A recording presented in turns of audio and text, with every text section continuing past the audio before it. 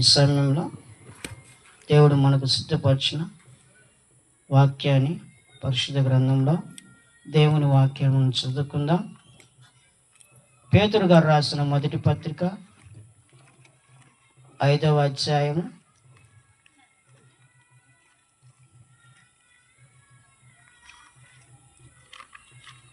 6వ వచనాన్ని చదువుకుందాం.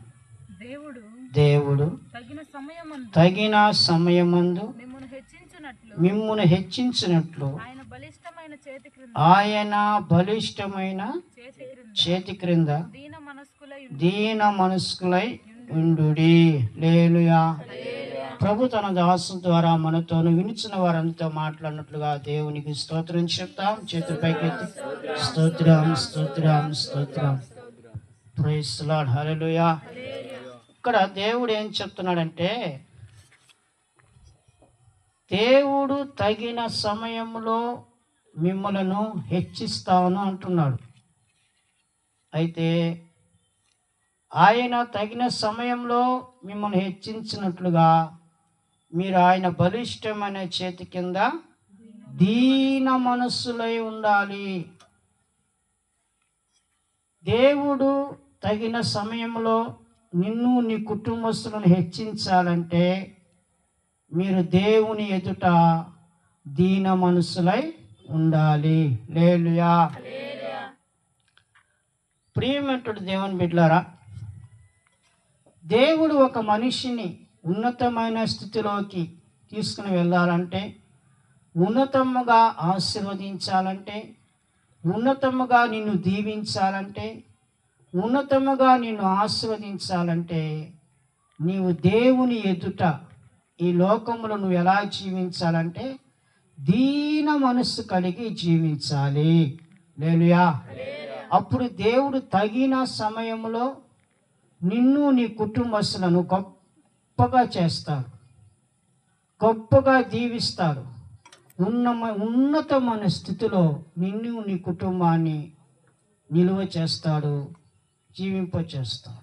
అయితే దేవుడు అంటాడు, తగిన సమయంలో దేవుడే నిన్ను నీ కుటుంబస్తులను హెచ్చిస్తానంటున్నాడు.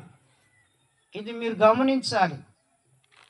చాలామంది దేవుడు నన్ను ఆశీర్వదించడం లేదు, దేవుడు నన్ను దీవించడం లేదు, నా కుటుంబం ఇలాగనే ఉంది, నా జీవితం సరిగ్గా కొన్ని సంవత్సరాలైనా కూడా నా కుటుంబ పరిస్థితి ఇలానే ఉంది, మరి దేవుడు ఏం చేస్తున్నాడు అని ఒకవేళ నువ్వు ప్రశ్న వేయవచ్చు.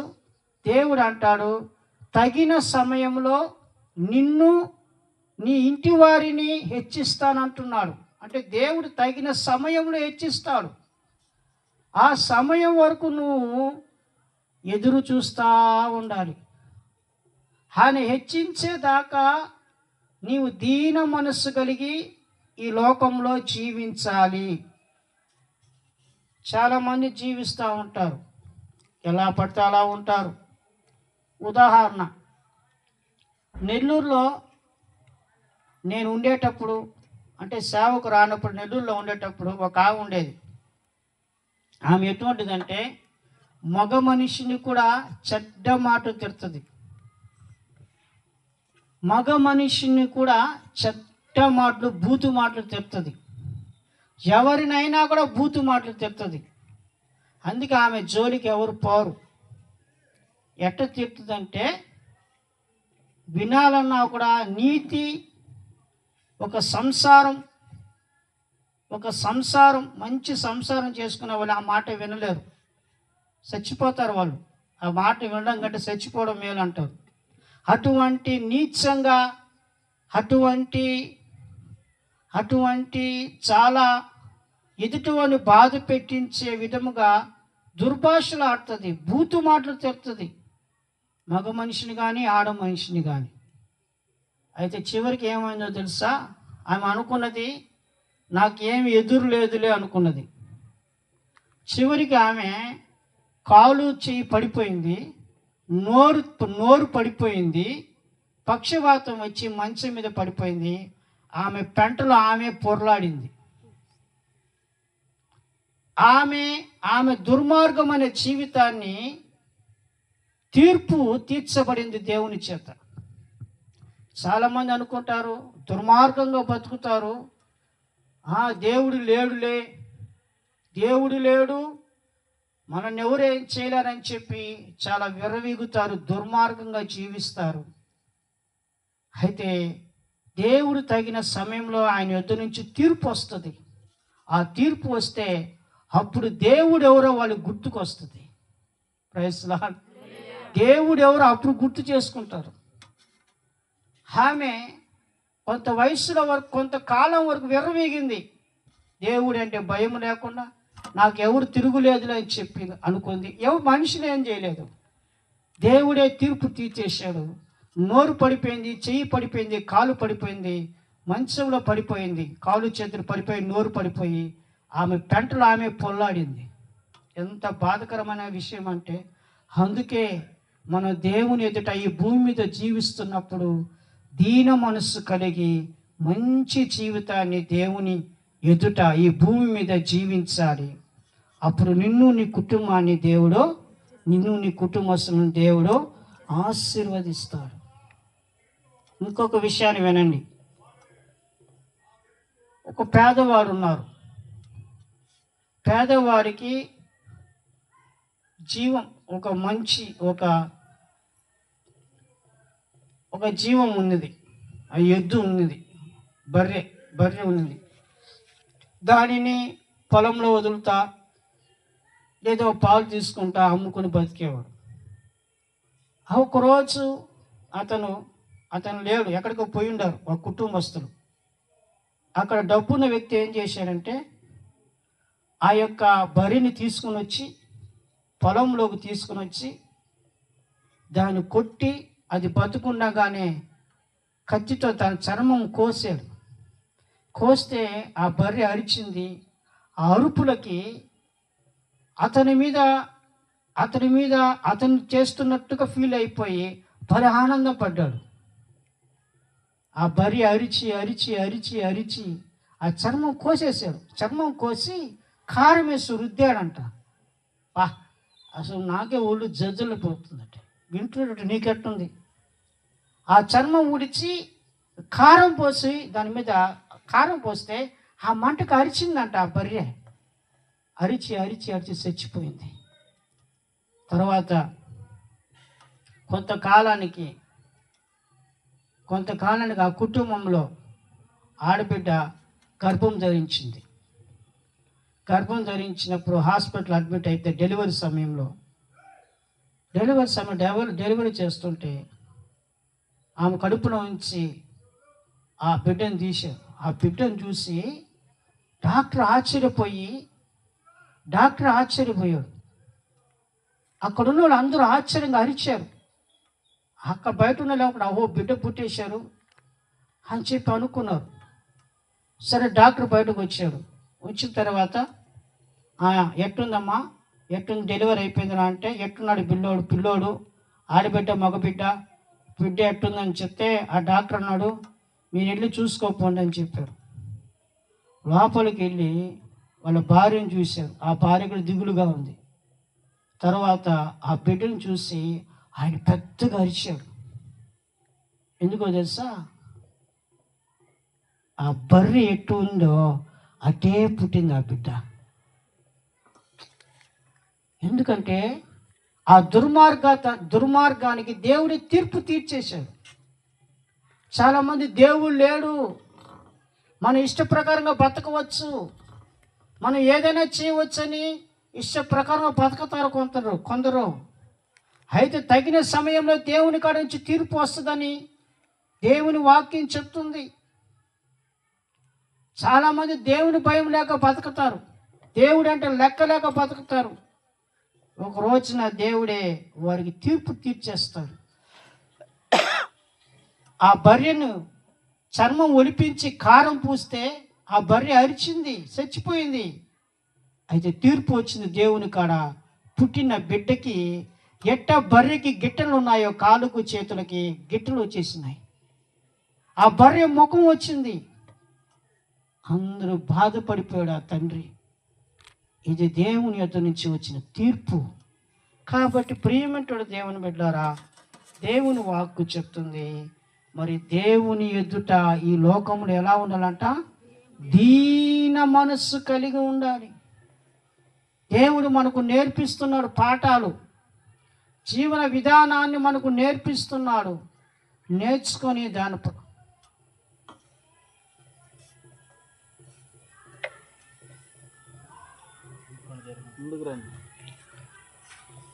నేర్చుకోవాలి.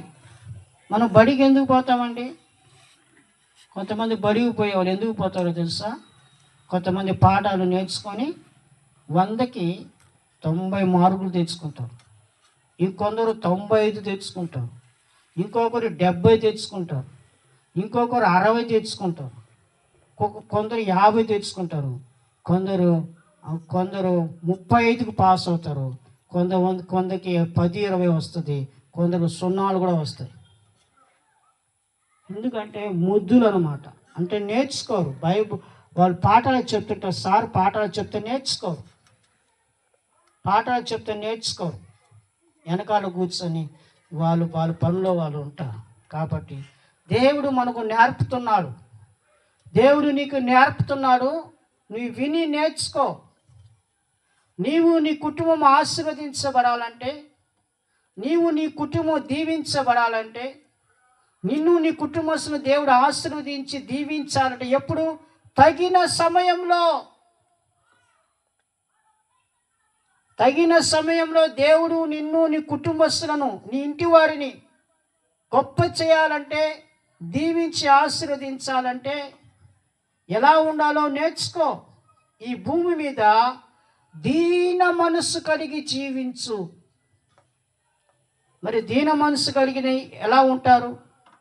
దీన మనస్సు కలిగి ఎలా జీవించాలి? దీన మనస్సు కలిగి ఎలా జీవించాలి అని బైబిల్లో మనం చూసి నేర్చుకుంటాం. చూడండి పరిశుద్ధ గ్రంథంలో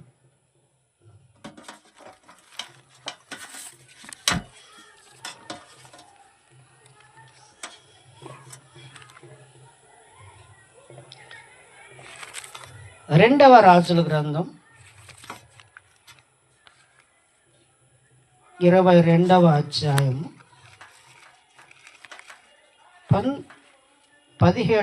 19వ వచనాన్ని చదువుతాం. రెండవ రాజుల గ్రంథం 22వ అధ్యాయము 19వ వచనాన్ని చదువుతాం.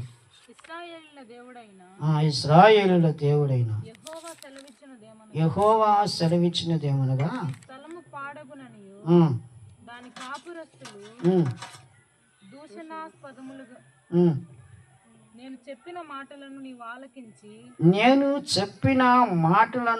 ఆలకించి మెత్తని మనస్సు కలిగి యెహోవా సన్నిధిని దీనత్వము కలిగి నీ బట్టలు చింపుకొని నా సన్నిధిని కన్నీళ్లు కాచితివి గనుక నీవు చేయి మనవిని నేను అంగీకరించి ఉన్నాను. హల్లెలూయా. దీన మనస్సు కలిగి ఉండడం అంటే అర్థం ఏంటంటే మెత్తని మనస్సు కలిగి ఉండడం. దీన మనస్సు నీవు కలిగి ఉన్నావంటే దేవుని ఎదుట ఈ భూమి మీద నీ మనస్సు మెత్తగా ఉండాలి. నీ మనసు ఎలా ఉండాలా?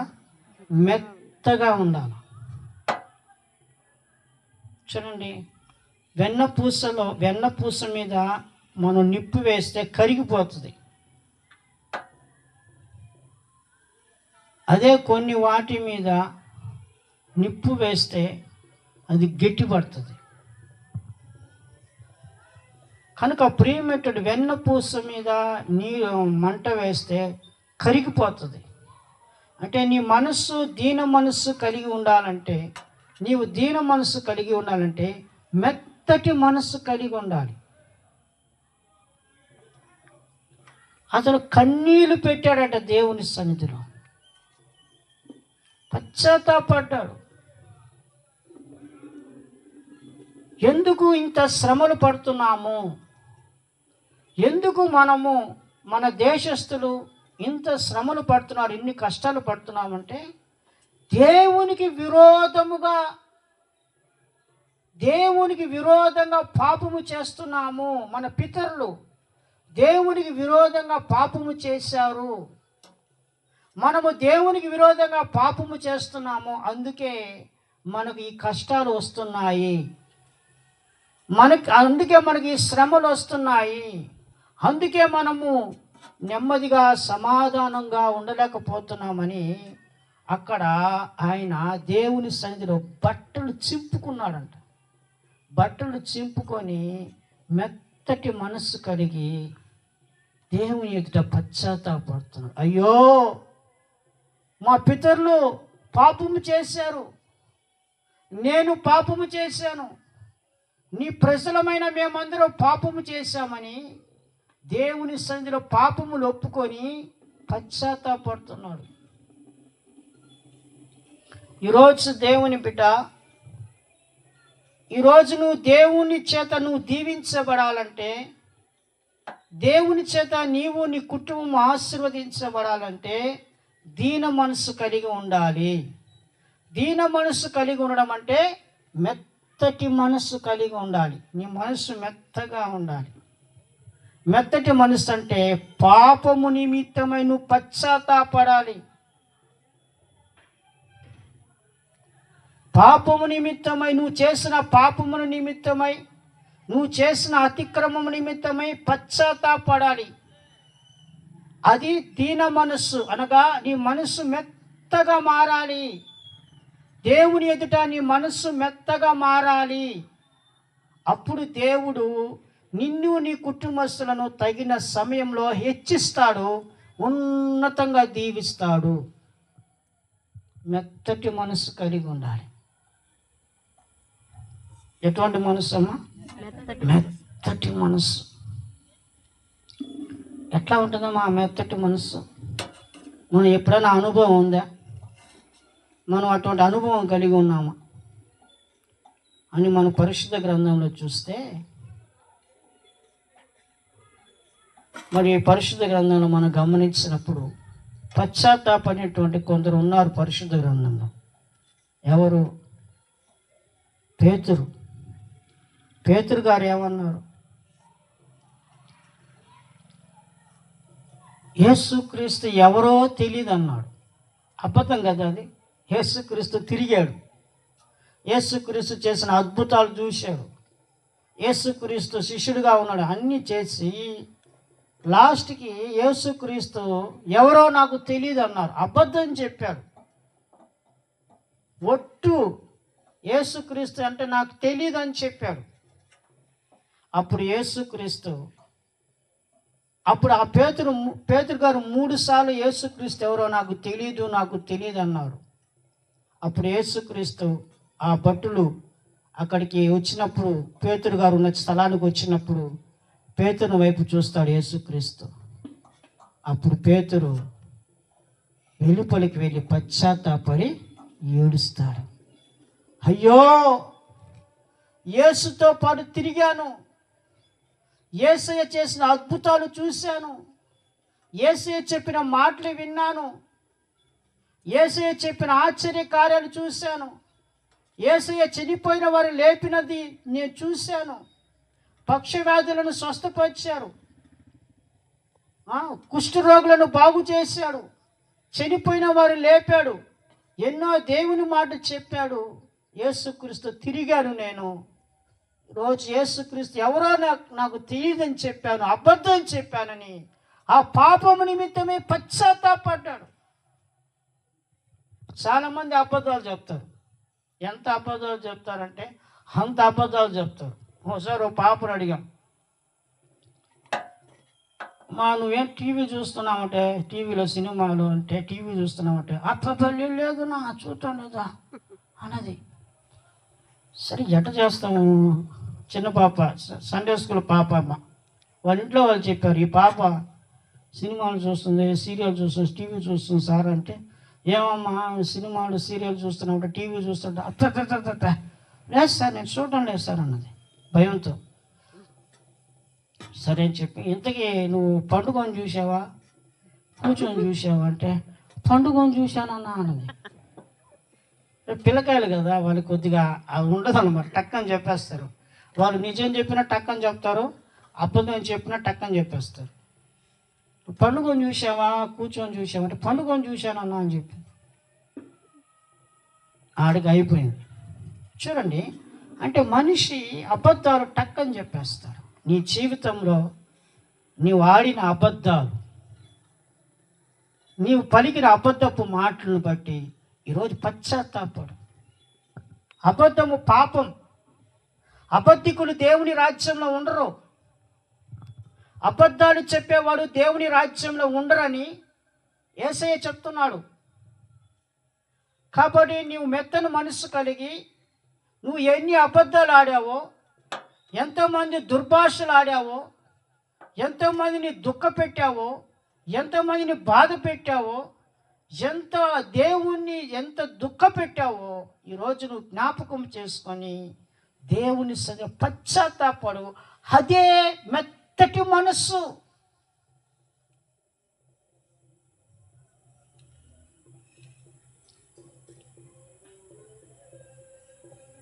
మెత్తటి మనస్సు అదే. కొందరు దేవుని కాడ టెంకాయ కొట్టి ఆ యొక్క నీళ్ళు ఇస్తారు, ఎందుకంటే టెంకాయలో ఉన్న నీళ్ళు పరిశుద్ధమని. కానీ మనము దేవుడు టెంకాయ నీళ్ళు అడగటం లేదు, నీ కన్నీళ్ళు అడుగుతున్నాడు దేవుడు. యేసయ్య టెంకాయ నీళ్ళు అడగటం లేదు, నీ కళ్ళల్లో ఉన్న నీరు అడుగుతున్నాడు. ఎందుకు టెంకాయ నీళ్ళు ఇస్తారంటే టెంకాయ నీళ్ళు ఎవరు తాకరు, అది పరిశుద్ధం. అయితే నీ కళ్ళల్లో ఉన్న నీరు కూడా ఎవరు తాకరు, అది కొబ్బరికాయ నీళ్ళు కన్నా టెంకాయ నీళ్ళు కన్నా ఇంకా పరిశుద్ధమైంది. ఆ నీళ్లు యేసుక్రీస్తు ఈరోజు నిన్ను అడుగుతున్నాడు.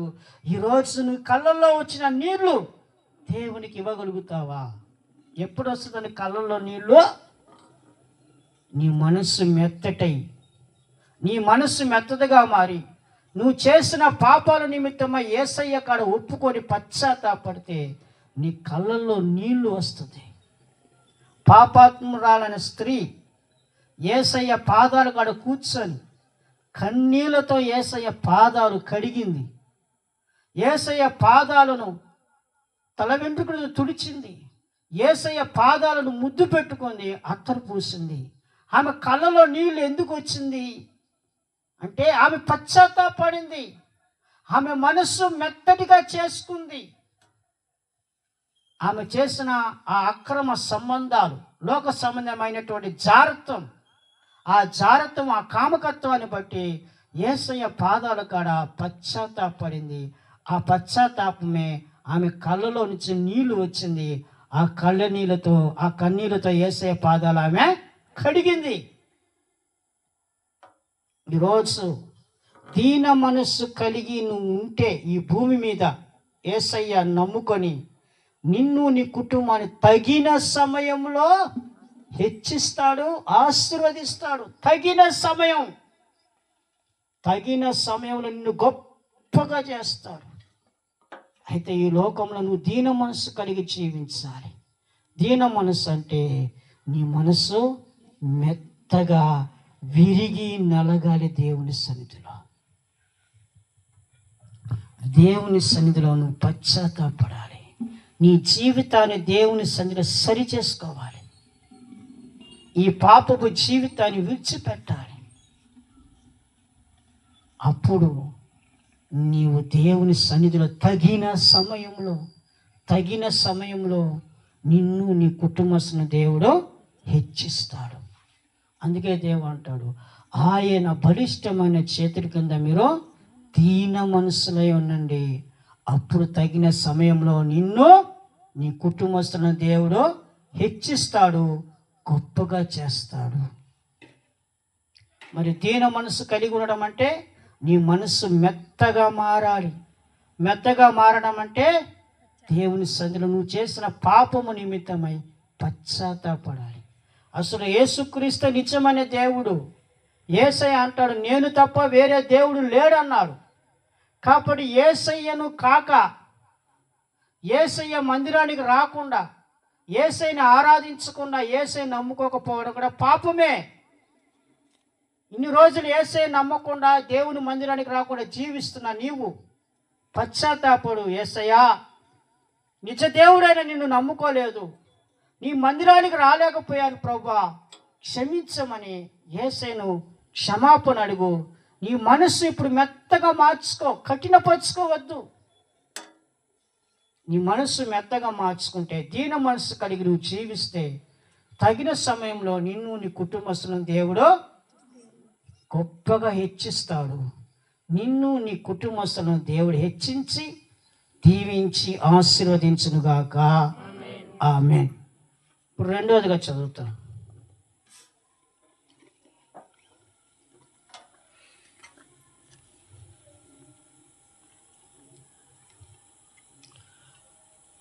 యెషయా గ్రంథం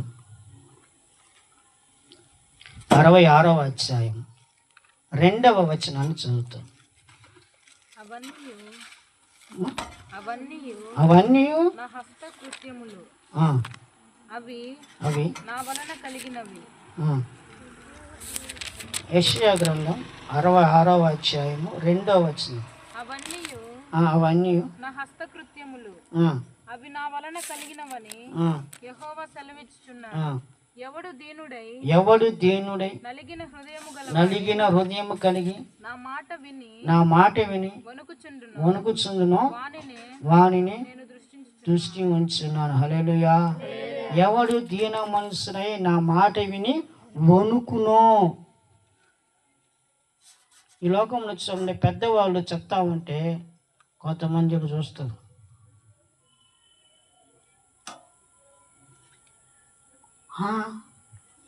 ఇంట్లో పెద్దవాళ్ళు హెచ్చరిస్తున్న మందులు ఇస్తున్నారు అనుకో, ఇవి చూస్తారు. ఏమో మనం చదవలేదు, ఎందుకు టైం వేస్ట్ చేసుకుంటామంట.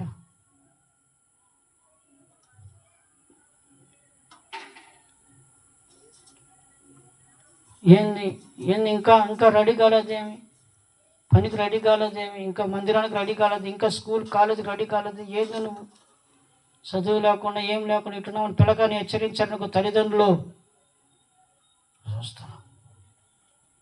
అంటే వాళ్ళు మాట చెప్తుంటే మనసులో భయం రాదు కానీ కఠినపరుచుకుంటారు.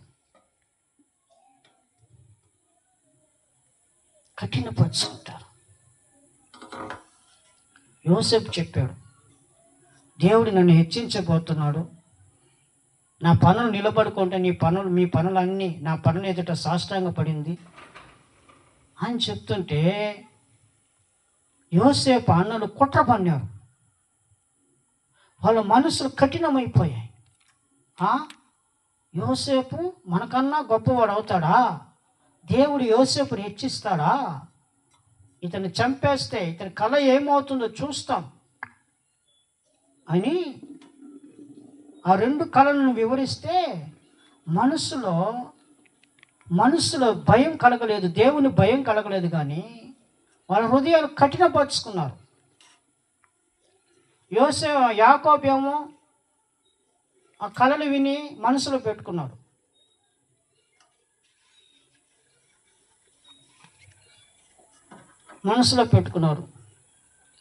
అంటే మేమందరం మీకు సాష్టాంగ పడతామా, నువ్వు మాకన్నా పెద్దగా ఏళ్తావా అని సరే మనసులో పెట్టుకున్నాడు. కానీ అన్నలు కుట్ర పన్నారు, ద్వేషాన్ని పెంచుకున్నారు. ఇతను చంపేస్తాం, ఇతని కళ ఏమవుతుందో చూస్తామని చెప్పి. అంటే దేవుని మాటలను దేవుడు చేసేది చెప్తుంటే కఠినపరుచుకుంటున్నారు. రోజు దేవుని బిడ్డ, దేవుని వాక్యం ఎవరైతే విని గడ్డను వణుకుతారో, దేవుని పట్ల భయము భక్తి చూపుతారో, తగిన సమయంలో వారి కుటుంబస్తులను దేవుడు హెచ్చిస్తాడు. ఎవరిని దేవుడు ఉన్నతమైన స్థితిలోకి తీసుకుని వెళ్తాడు. ఏ కుటుంబస్తులను దేవుడు తన చరిత్రతో ఎత్తి పట్టుకొని ఒక గొప్ప స్థితిలో పెడతాడంటే, దేవుని మాటలు వింటున్నప్పుడు దేవుని మాటలు వింటే గడను వనకాల. దేవుని పట్ల నీకు భయం రావాలి.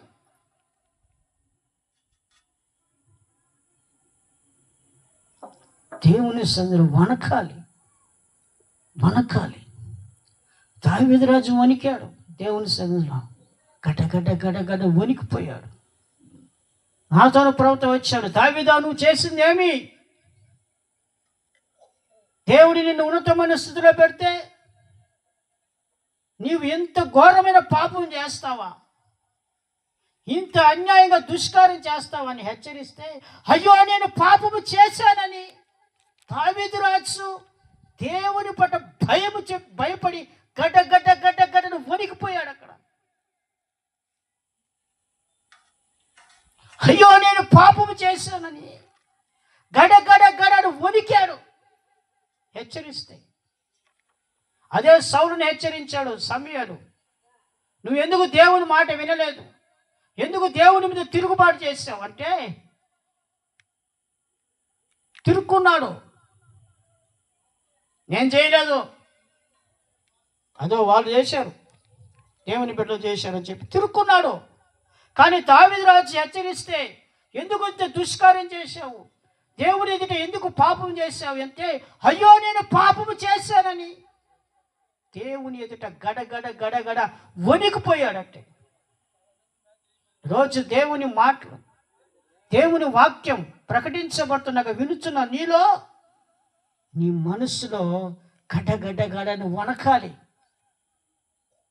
వణికి దేవుని మాటకు లోబడాలి, దేవుని మాటకు విధేయత చూపించాలి, ఆయన సన్నిధికి పరిగెత్తుకొని రావాలి, ఆయన మాటలు వినడానికి నువ్వు వేగిరపడాలి.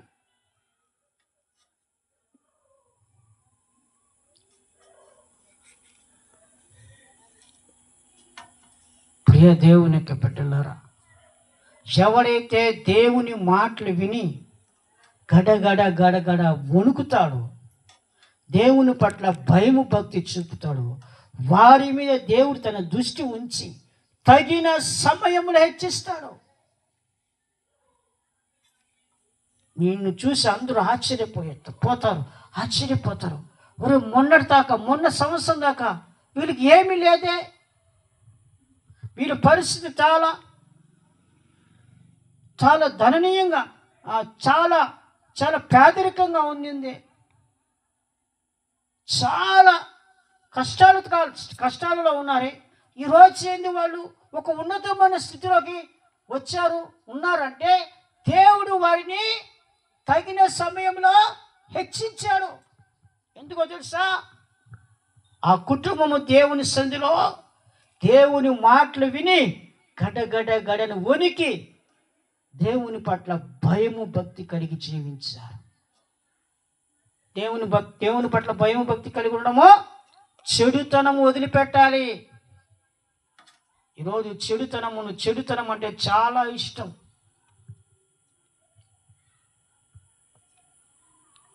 చెడుతనం అంటే చాలా ఇష్టం.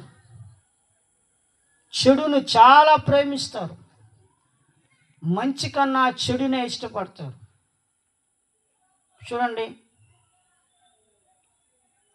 చాలామంది అడుగుతారు, ఎందుకు నాయనా ఆ బ్రాందీ తాగుతావు, ఎందుకు ఆ సారా, ఎందుకు ఆ కళ్ళు తాగుతావు, దాని బదులు ఏమైనా కూల్ డ్రింక్ తాగకూడదా, ఏమైనా మజ్జిగ తాగవచ్చు కదా, టీ తాగొచ్చు కదా, ఏదైనా కూల్ డ్రింక్ తాగొచ్చు కదా, ఏదైనా జ్యూస్ తాగొచ్చు కదా అంటే, వాళ్ళ నోటికి అది సహించదు. ఒకడున్నాడు, వాళ్ళు ఎన్నిసార్లు చెప్పినా ఇంట్లో తాగడం మానేశారు అబ్బాయి అని భార్య మొత్తుకున్నా, అన్నదమ్ములు మొత్తుకున్నా, ఆ కుటుంబం అక్కడున్న వారిని మొత్తుకున్నా కూడా వాడు బ్రాందీ షాప్ చూస్తే చాలంట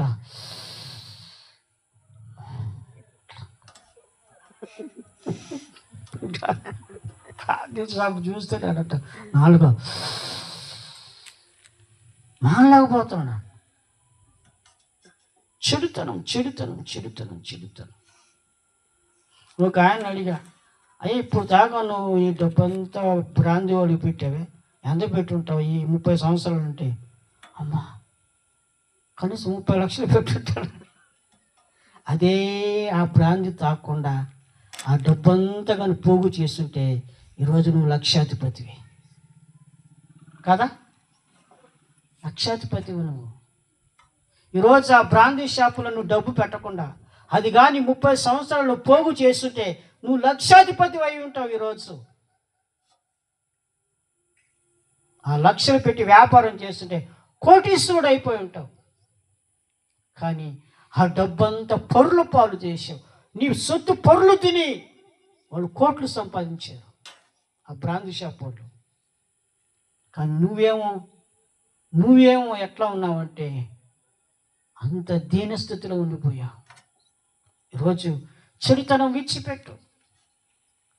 ఈరోజు చెడుతనం, దేవునికి విరోధంగా చెడుతనం ఏందో కనిపెట్టి, ఏ చెడుతనంలో నువ్వు ఉన్నావో, ఏ చెడును నువ్వు జరిగిస్తున్నావో, నీ హృదయంలో, నీ జీవితంలో ఏ చెడు కార్యాలు చేస్తున్నావో ఆ చెడ్డ పనులు విడిచిపెట్టి, ఆ చెడు కార్యాలు విడిచిపెట్టి పశ్చాత్తాపడి దేవుని మందిరానికి రా. దేవుడు అంటే భయం కలిగి ఈరోజు నువ్వు గడగడ వణుకో.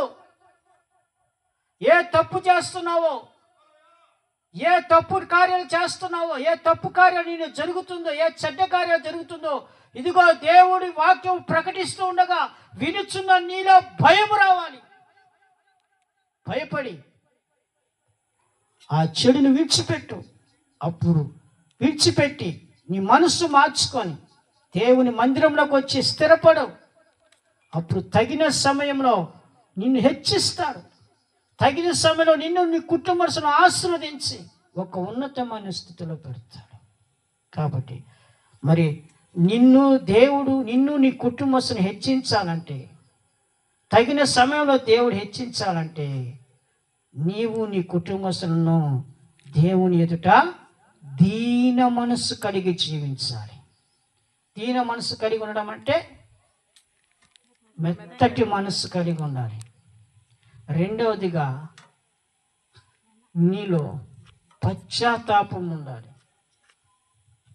అంటే దేవుని మాట వింటుంటే నీలో భయము, భక్తి రావాలి.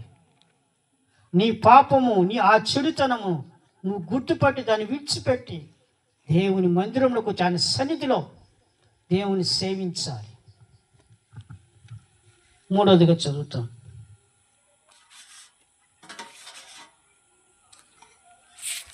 కీర్తనలు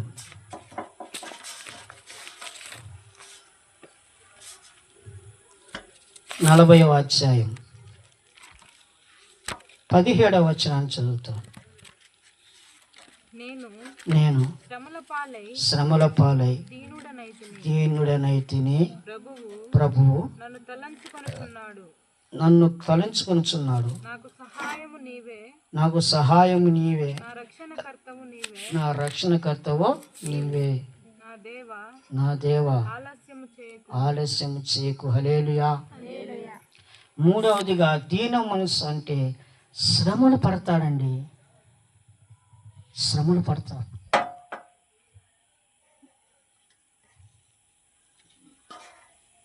సప్పని తల్లిదండ్రులు అంటారు, ఏదన్నా ఒక చిన్న పని పొరపాటు చేసావు అనుకో, నీకు బుద్ధి లేదా అని మందలిస్తే వాళ్ళు దానిని సహిస్తారు.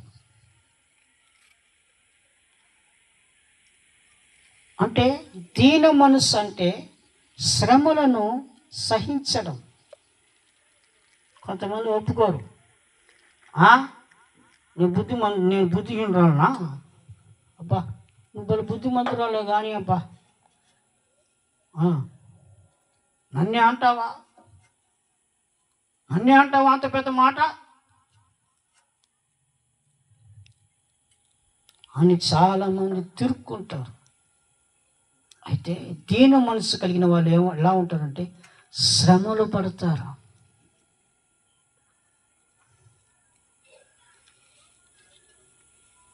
శ్రమలు యేసుక్రీస్తును తండ్రి అయిన దేవుడు నల్లగొట్టాడంటే, ఎట్ట నల్లగొట్టాడంటే శరీరం అంతా రక్త గాయాలైపోయాయి. నలిగిపోయాడండి, సిలువలో నలిగి కరిగిపోయాడు. ఆయన అంటాడు, తండ్రి నీ చిత్తమే జరుగునుగాక. ఈరోజు దీన మనసు కలిగి ఉండడం అంటే శ్రమలు నీ జీవితంలో అనుభవించాలి.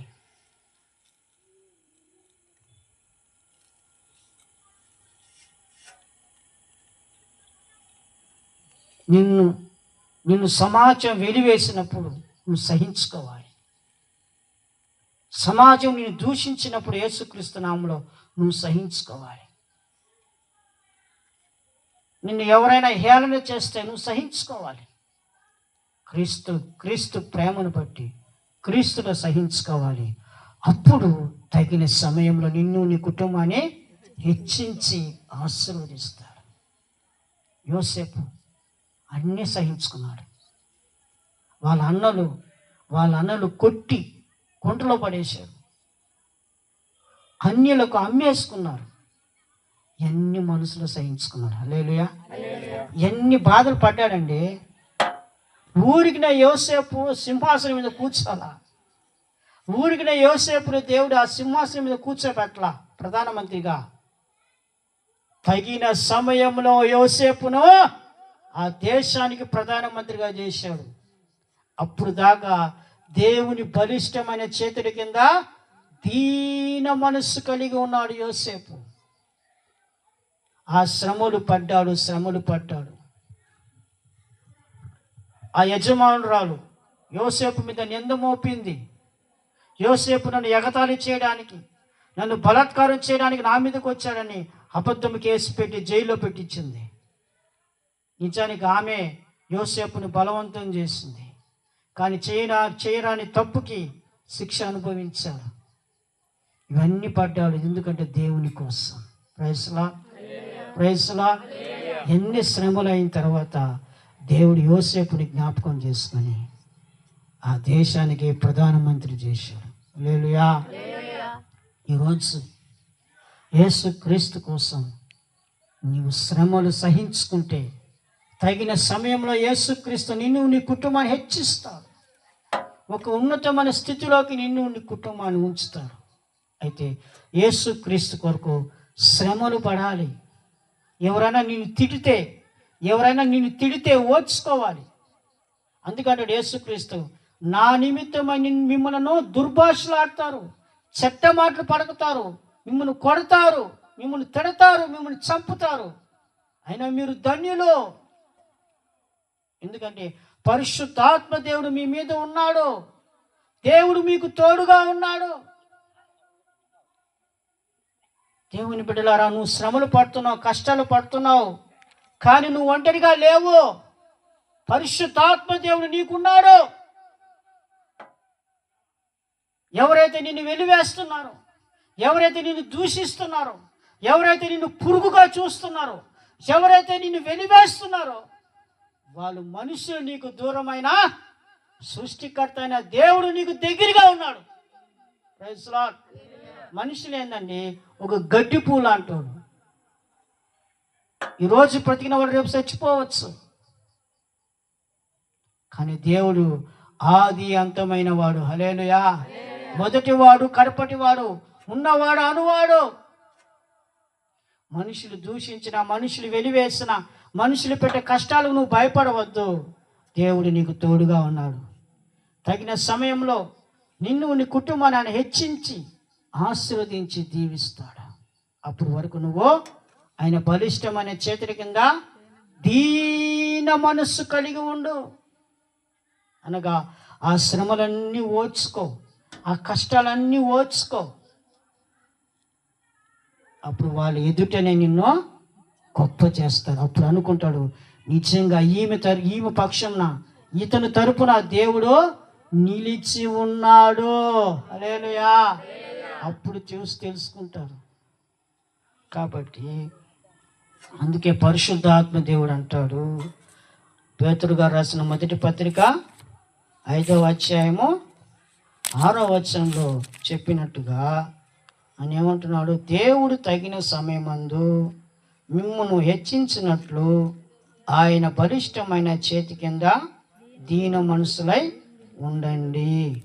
కాబట్టి దేవుడు నిన్ను నీ కుటుంబస్తులను తగిన సమయంలో హెచ్చించినట్లుగా ఆయన బలిష్టమైన చేతుల కింద మీరు దీన మనసులై ఉండండి. దీన మనసులై ఉండాలంటే మీరు ఎలా ఉండాలా? ఒకటి, నీ మనస్సు మెత్తగా ఉండాలి.